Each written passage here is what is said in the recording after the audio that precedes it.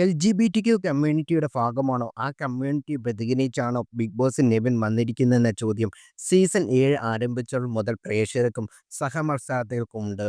പക്ഷേ തന്റെ വ്യക്തിപരവും സ്വകാര്യമായ പരിമിതിയിൽപ്പെട്ട കാര്യമാണെന്ന് നിവിൻ മറുപടി പറഞ്ഞിട്ടുണ്ട്.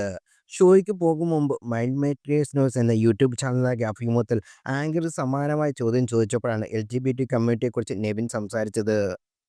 സ്ത്രീയായി വേഷം കെട്ട് റീലുകൾ ചെയ്യുന്നതിനെ ടാലന്റായി മാത്രം കണ്ടാൽ മതിയെന്ന് നിവിൻ പറയുന്നു. എൻ്റെ സോഷ്യൽ മീഡിയ പരിശോധിച്ചവർക്ക് എൻ്റെ മാറ്റം കാണാൻ പറ്റും. ഡാൻസ് ഫിറ്റ്നസ് കരിയറിലേക്ക് വന്ന ശേഷം ഞാൻ പൊടിക്കൊന്ന് മോഡേണായി. എൻ്റെ ഫോട്ടോസ് കണ്ടാൽ തന്നെ ഞാൻ എത്രത്തോളം പരിണമിച്ചു എന്ന് മനസ്സിലാകും.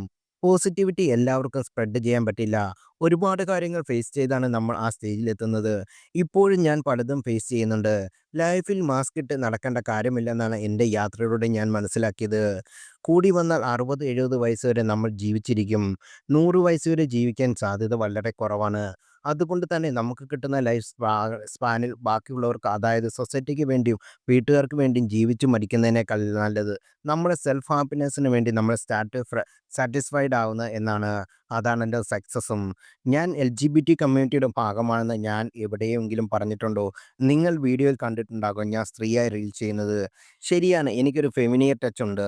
അതുള്ളതിൻ്റെ പേരിൽ ഞാനൊരാൾ എൽജിബിക്യു ഫാമിലിയുടെ ഭാഗമാകണം എന്നില്ല.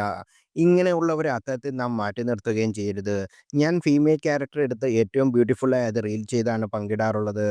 ആ റീൽ കണ്ടവരും പലരും അന്വേഷിക്കും ആരാണ് ഇത് ചെയ്തതെന്ന്. പക്ഷെ ഞാൻ മുന്നിൽ നിന്ന് പോലും അത് ഞാനാണെന്ന് പറഞ്ഞ് തിരിച്ചറിയില്ല.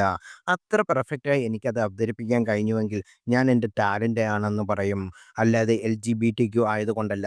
എൻ്റെ ടാലന്റിനെയാണ് നിങ്ങൾ അംഗീകരിക്കേണ്ടത്.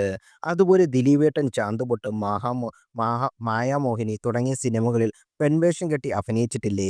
പക്ഷെ ആരെങ്കിലും ചെന്ന് എൽജിബിടിക്യു കമ്മ്യൂണിറ്റിയിൽ അംഗമാണോ ദിലീപേട്ടൻ എന്ന് ചോദിക്കാറുണ്ടോ? ഇല്ലല്ലോ. അദ്ദേഹം സിനിമയിൽ ഒരു കഥാപാത്രം ചെയ്തു. ഞാനും അതേപോലെ ക്യാരക്ടർ ചെയ്ത് റീലാക്കി. എന്തുകൊണ്ട് ആരും എൻ്റെ കാര്യത്തിൽ അങ്ങനെ കാണുന്നില്ല? ടാലന്റായി കാണാൻ പഠിക്കണം. നമ്മൾ ഒരിക്കലും ജഡ്ജ് ചെയ്യരുത്.